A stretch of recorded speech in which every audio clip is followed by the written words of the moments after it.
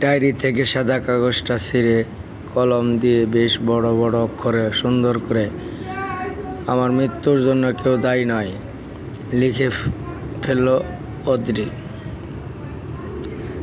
কাগজটা ভাঁজ করে টেবিলের উপর রাখা গ্লাসের নিচে রেখে দিল সে। হ্যাঁ, প্রস্তুতি মোটামুটি শেষ। এবার নতুন ব্লেডটা খোলার পালা। নতুন চকচকে ব্লেডটা দেখছে আর ভাবছে একটু পরেই হাতের শিরা কাটবে সে এই ব্লেড দিয়ে। কি মনে করে ব্লেডটা টেবিলের উপর রেখে জানলা দিয়ে শেষবারের মতো জ্যোৎস্না পাগল দেখতে লাগলো অদ্রি। মনে ফিরে গেল পুরনো স্মৃতিতে। অরণ্যের সাথে প্রথম দেখা হয়েছিল ভার্সিটিতে।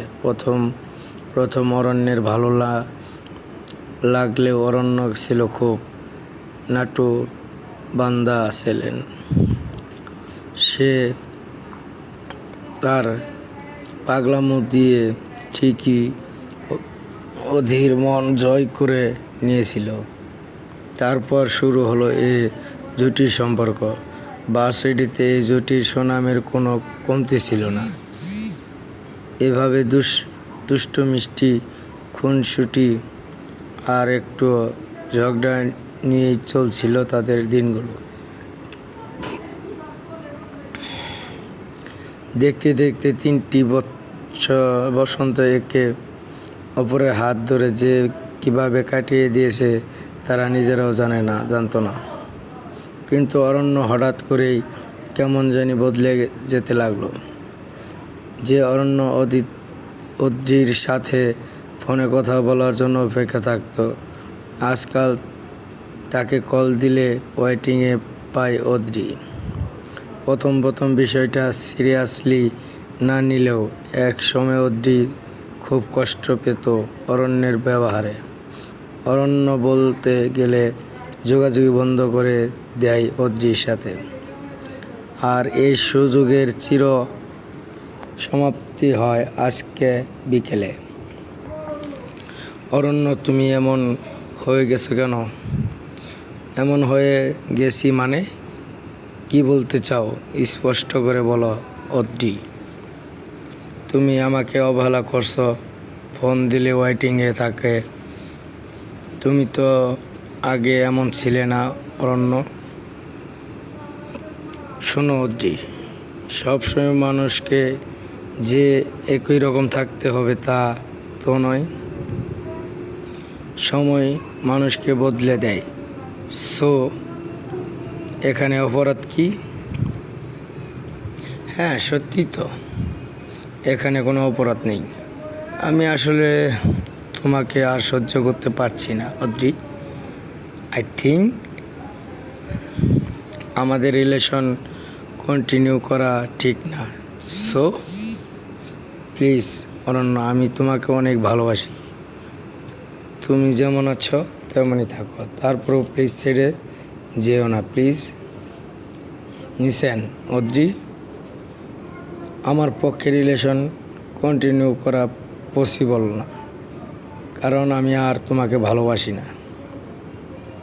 I am extremely sorry. মানে কি বলছো এসব? মাথা ঠিক আছে তোমার? হ্যাঁ, কারণ ভেবে দেখলাম তোমার সাথে আমার যায় না। তাছাড়া কোথায় আমাদের ফ্যামিলি আর কোথায়? থামো অরণ্য, রিলেশন করার আগে মাথায় আসেনি এসব তোমার?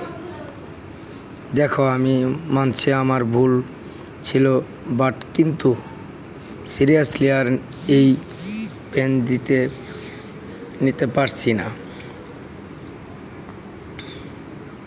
প্লিজ এমন করো না প্লিজ। আমি বাঁচব না তোমায় ছাড়া অরণ্য, প্লিজ। সেদিন অনেক অনুরোধের পরও অরণ্য ফিরে আসেনি। খুব কেঁদেছিলাম অদ্রি, কিন্তু লাভ হয়নি। বাসায় আসার পর সোজা নিজের রুমে গেল। মা অবশ্যই কিছুক্ষণ ডাকলেন, তাতেও সে পাত্তা দেয়নি। সিদ্ধান্ত ফাইনাল, আজই পৃথিবীর মায়া ছাড়বে। পৃথিবীতে যে ভালোবাসার মতো আর কেউ নেই। হঠাৎ মায়ের ডাকে কল্পনার জগৎ থেকে বের হলো অদ্রি। কি মনে করে ভাবলো শেষবারের মতো মা বাবার সাথে দেখা করা উচিত তার। সেই ভেবে দরজা খুলে মা বলল, দেখো তো মা, ড্রেসটা তোর পছন্দ হয়েছে কিনা? খুব হয়েছে মা। সেদিন মার্কেট দেখেছিলি ড্রেসটা বারবার, তখন আমার হাতেও টাকা ছিল না, তাই কিছু জমানো টাকা আর তোর বাবার কাছ থেকে কিছু টাকা নিয়ে বাজার করতে গিয়ে কিনে আনলাম। তুমিও না মা, কী যে করো। নিজের কাছে খুব রাগ লাগলো রে মা, খারাপ লাগলো রে মা। আর স্বার্থ তেমন নেই বলে কিছুই কিনে দিতে পারি না। এমন সময় আদ্রির বাবার বাসায় আসলো। হাতে মনে হচ্ছে মাছের ব্যাগ হবে। ব্যাগটা আদ্রির মায়ের হাতে দিয়ে বলল, মেয়েটা সেই দিন বলেছিল চিংড়ি মাছ খাবে, তাই ভাবলাম আজ বেতন পেয়েছি, কটা চিংড়ি নিয়ে যাই মেয়ের জন্য। মজা করে রান্না করো তো অদ্রির মা, যেমনটা অদ্রি পছন্দ করে। অদ্রি এসব দেখছে আর চোখের পানি ফেলছে। কিছু না বলে নিজের ঘরে এসে বালিশ চেপে খুব কান্না করলো। কেমন সময় ছোট্ট ভাইটা এসে জিজ্ঞেস করলো, আপু কি হয়েছে তোর, শরীর খারাপ? না রে ভাই, এমনি কিছু হয়নি আমার। কি হয়েছে বল না রে আপু। ও বুঝেছি, আমি তোর ব্যাগ থেকে টাকা নিয়েছিলাম সেজন্য। আচ্ছা, আমি কাল টিফিন না খেয়ে টাকাগুলো তোকে দিয়ে দিব আপু, প্লিজ আর কাঁদিস না, বিশ্বাস কর আর এমন করব না। অদ্রি আর সহ্য করতে পারল না, হাউমাউ করে কেঁদে উঠল। কান্নার শব্দ শুনে বাবা মা ছুটে এলেন আদ্রির রুমে।